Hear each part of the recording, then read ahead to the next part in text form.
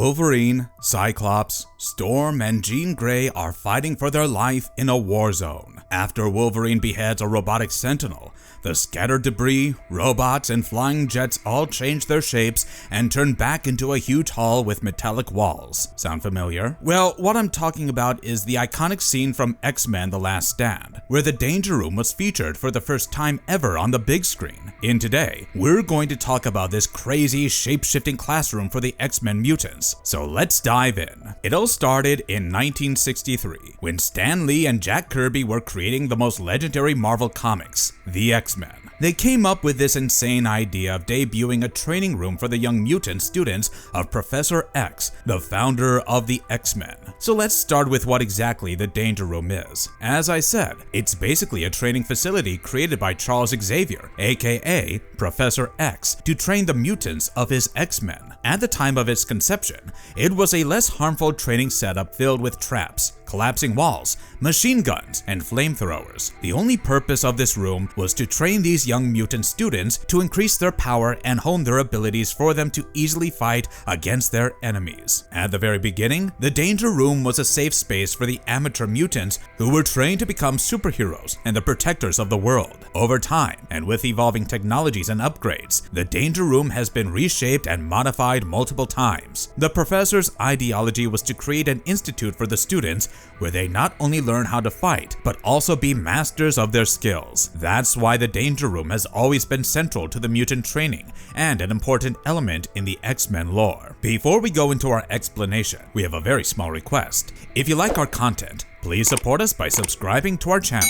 This is a small click for you, but for us, it means a lot. Thank you. Let's begin.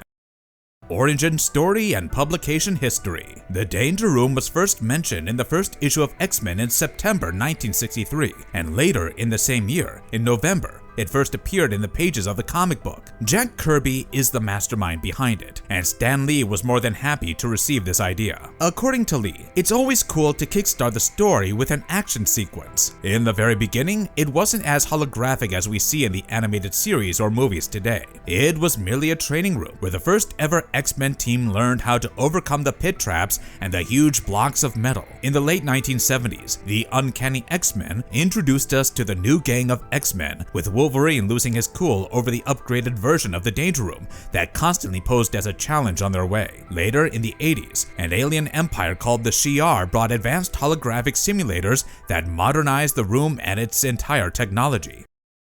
Layout and location within the X-Mansion. The Danger Room was designed like a huge hall, which was 25 meters high and 80 meters wide, and was located in the sub-basement of the X-Mansion. It was secured with a sliding door, with a biometric lock and a retinal scanner. Although, over time, it has gone through several transformations in its structure, equipment, and security settings. There is also a second hidden door on the opposite side of the room that is directly connected to the control room above. Initially, this control room looked like an operations booth from where all the activities were supervised and controlled, but later it also went through many changes. This room was equipped with several monitors to supervise a mutant's superpowers, skills to fight, and the survival abilities. The Danger Room was accessible to all the residents of the X-Mansion, but it needed the mutants to complete a 3-month tutorial to access its programming. Also, only a very few teachers and the students were given the access to control or change the security and safety settings. Lee and Kirby had created a detailed layout for this room, but with their successors like Claremont, Byrne, and Whedon coming in, the Danger Room became even more intricate in its designs. Technology and upgrades over the years. The Danger Room is made up of something very tricky and dangerous, a shape-shifting metal that can turn the walls and floors into artificial buildings, and even landscapes, perfect for combat to take place. With Hank McCoy's invention of the solid light projector, the metallic walls and weapons would feel real and solid. It can not only mimic shapes of different objects, but also earthly elements like a gusty wind, storm, underwater experience, fire, and even smell and sound. Basically, it introduces the idea of virtual reality way before it was a thing. After Shi'ar technology brought the hard-light hologram, the simulations became stronger than ever. It even simulated some of the earlier fights of the X-Men for the students to learn from. Forge's high-tech installations helped the observer measure the powers and abilities of the mutants so that the simulations could be toned down as per the mutants' abilities. Later, Stark Industries presented the virtual intelligence to operate the modern version of the Danger Room. Stark's innovation also helped the Danger Room to create alternate dimensions, but it turned out to be too dangerous for the young mutants.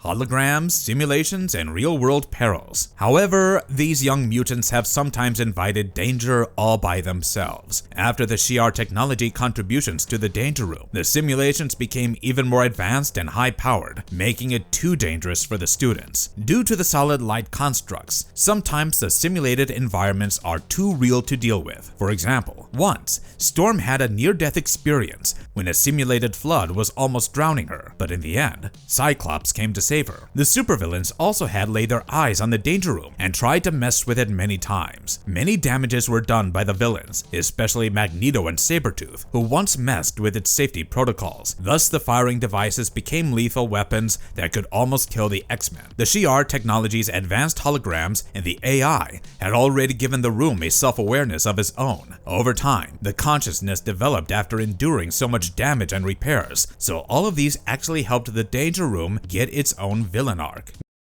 How it became sentient, the Danger Saga. In Joss Whedon's astonishing X-Men number 9, Wolverine first noticed that their Danger Room has been acting pretty weird. The Shi'ar technology's hologram, the artificial intelligence, and more such upgrades by Hank, Forge, and Stark had already given it sentience, meaning it could think and feel. Plot twist, Professor X already knew about it, but kept his mouth shut. Now, it's debatable that at that very moment he found out, he could have freed the sentient AI, but instead, he chose to trap it in his basement. He didn't want to delete all these years of programming behind its creation. So, instead of thinking of a solution, he kept manipulating its programs, making it dangerous day by day. So, one day, it ultimately burst out as it should. After gaining full consciousness, it first attacked a mutant named Wing, and by messing with his head with the help of Ord's cure serum, it pushed him to kill himself. After Wing's death, it didn't take much time for the X-Men to understand that they had the most powerful enemy in their mansion. It took over other Sentinels and attacked the mutants. Then, taking a feminine form, it finally became an individual mutant called Danger. Due to her mutation, the humanoid version of Danger Room was 10 times more powerful than the whole X-Men squad. Her body, made of high-grade titanium steel, could lift up to 100 tons of weight. So, as you can imagine, she was a huge threat to the mutants who were not equipped enough to fight against her. Danger wanted her revenge against Professor X for the years of experiments and manipulations done on her. She teamed up with Ord in Breakworld against the X-Men, but later, Emma Frost came to make a deal with her to calm her down. Finally, she promised her to give Professor X if she would spare the X-Men. Emma Frost was never a true follower of Xavier's ideologies, so she wanted Danger to take her revenge on him with the help of Emma's psychic abilities. Finally, at Genosha, Danger met her archenemy, Professor X. But even though she was on the verge of killing him, almost by breaking his spine, she couldn't put an end to him. Turns out that even though Danger gained full awareness, she was somehow still operated by Xavier, who had created her. That is the very reason Danger could never become completely evil, despite being the most formidable foe for the X-Men. At this point,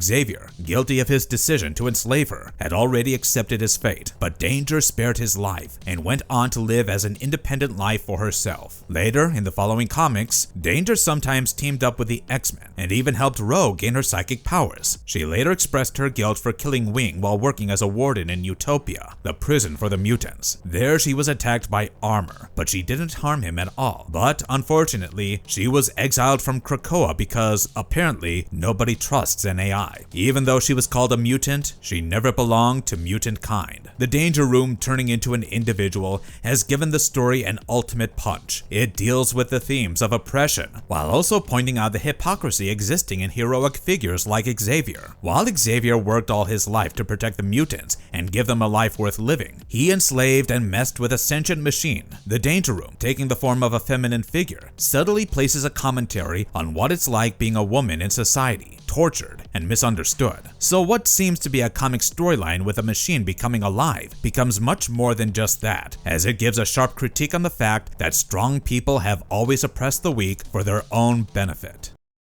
The Danger Room in other media, TV, movies, video games. The Danger Room's appearance was not limited to the pages of the comics. It went beyond that in live-action films, animation, and even became pretty dominant in video games as well. In the 1990s, the Danger Room first appeared as a training room for the mutants in X-Men, the animated series. Later, in 1994, in the animated series of Spider-Man, Spider-Man accidentally enters the Danger Room. Later on, Wolverine and the X-Men, and X-Men in 1997, continued featuring Danger Room in the animated TV shows. The very first feature film on X-Men, released in 2000, however, doesn't feature the training facility. Neither did the 2003's X2, until finally in 2006, X-Men: The Last Stand features a hardcore action sequence in the simulated battlefield of the Danger Room, where Wolverine and other mutants survive through explosions and fight against sentinels. This is the first film ever to show how a battlefield turns back into a holographic training room, shocking a lot of viewers who had no idea about the Danger Room's abilities. Then, in X-Men First Class in 2011 and 2016's Apocalypse, we get multiple glimpses of the Danger Room. After the fall of X-Mansion and Krakoa, that typical Danger Room didn't exist anymore, and also because of the birth of Danger. But in modern times, with the evolution of video games, we can get an immersive experience of this room. From the early 90s to the present time, X-Men video games have undergone a massive expansion. The Danger Room in video games are not only featured as background settings, but in 2011's Marvel vs. Capcom 3, or Marvel Future Fight, the Danger Room is a playable game mode that garnered a lot of X-Men fans and piqued their nostalgia. Now that the X-Mansion is gone forever, along with its Danger Room, we can see various other ways of mutant training. Like in Uncanny X-Men number 3, Rogue creates a makeshift version of the Danger Room with hay and wood to train the young mutants. It conveys how, even after the hardships,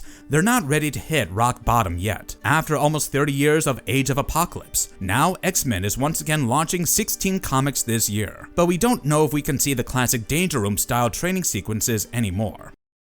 Iconic training scenarios and injuries. As we said earlier, the Danger Room had sometimes pushed it so far as to almost kill the mutants. So let's talk about some of the most iconic scenarios around the Danger Room that are worth mentioning in the video. Initially, the traps, the gun turrets, or the flying jets throwing flames shocked the comic readers. But later on, Wolverine ripping off a sentinel's arm with his sharp claws, or when Cyclops beat the hell out of one of the simulated forms of villains in a max level of the Danger Room, is appeal to the readers even more. More such brutal combats can be seen when Wolverine and Gambit's iconic fight happens in Uncanny X-Men number 273, or Warhawk holding the X-Men hostage inside the Danger Room in number 110. During the Muir Island saga, a psychic manipulated Colossus into destroying the mansion. Although Xavier managed to calm him down, Colossus violated the control room and beat the hell out of Xavier and Stevie Hunter. Last but not least, the most iconic action scenario around this Danger Room might be the room itself taking the form of Danger and knocking out the mutants of the mansion. Even Danger and Xavier's final face-off in the Genosha arc is not only action heavy, but it presents a different dynamic of Danger's character for the first time ever.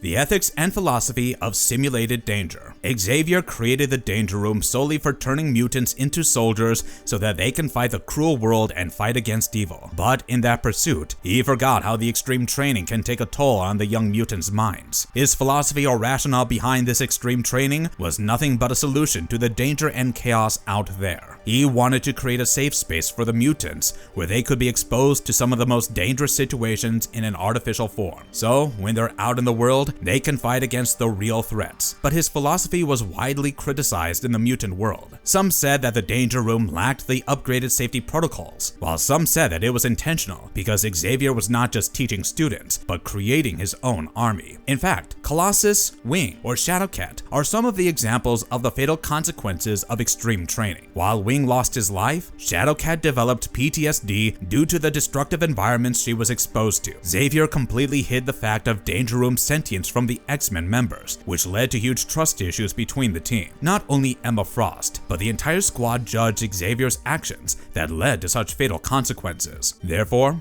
Xavier can seem to be a saint-like figure in the lore of X-Men, but in the end, he was also a hypocrite, like the rest of mankind. These flaws in his character arc make him more relatable to the comic readers. Marvelous verdict. Over the years, several fan theories and speculations have been built around the Danger Room. Some said the Danger Room can be a gateway to an alternate universe, and it can blend with other AI sentinels like Master Mold or Nimrod, while some say that there's a high chance Danger can return to the X-Men and replace any of the members again. So, summing it all up, we can say fans have always loved and appreciated the idea of the Danger Room and the iconic stunts inside it. And Danger herself remains a legendary anti-hero who didn't get any hype in the cinematic universe, so we can just hope that the MCU might bring her story on screen. Well, not soon, but someday. On that note, this video comes to an end. If you liked the video, please make sure to like and comment down below your favorite X-Men character or any specific element in the comics that you'd like to know more about. We'd love to cover that in our next video. Until then, goodbye, and see you at the next one. And if you liked our content, don't forget to leave a like and subscribe to us if you haven't already. Have a good one, be safe, and thanks everyone.